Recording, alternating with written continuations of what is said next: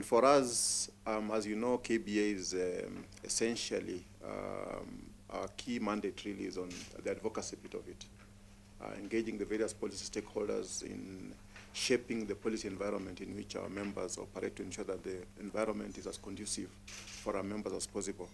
And one of the things that we have found to be effective in supporting our policy advocacy initiative is support by the research.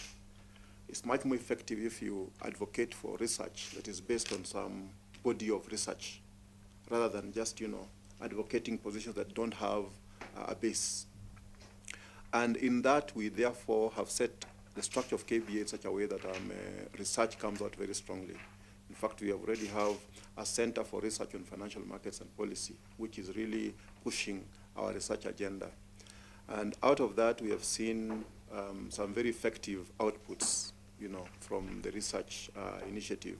For instance, you've got a quarterly output in terms of the KBA Housing Price Index that has now picked traction and is, an expectation from the market every quarter when we release it.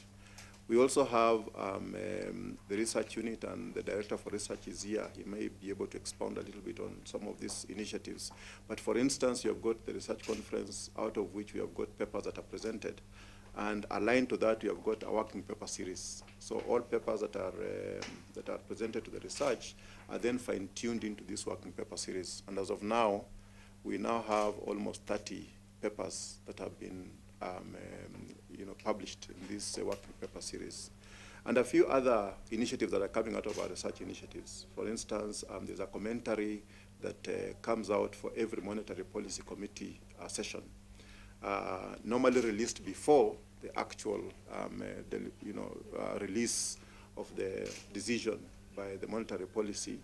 And subsequently, there is a post-release commentary on the outcome. This sort of guides the discussion between the banking sector and the monetary policy in terms of the output and providing feedback to the monetary policy. So we see research as a key component of our body of works, and the collaboration between ourselves and CMA actually fosters that collaboration. You have discovered that research is much more effective if you collaborate. If you exchange data, for example, you exchange ideas, you exchange the initial purpose for the research, it's much more effective than just confining ourselves to the banking sector. So you see this as an avenue through which you're going to expand, not only just focusing on the banking sector, but on the wider financial services by expanding collaboratively through CMA with the capital markets. And we think that this is the way to go, really, because there are a number of common areas. Like, for example, one of the things that in the banking sector we are always trying to explore and expound on is financial inclusion. So a number of the research papers will be trying to explore the area of financial inclusion. And we see this collaboration with CMA possibly pushing that initiative further. For example, one of the things that are coming up in financial inclusion is the whole thing about fintech innovation, which not only affects the banking sector, but affects the capital markets in general and financial services provision in general.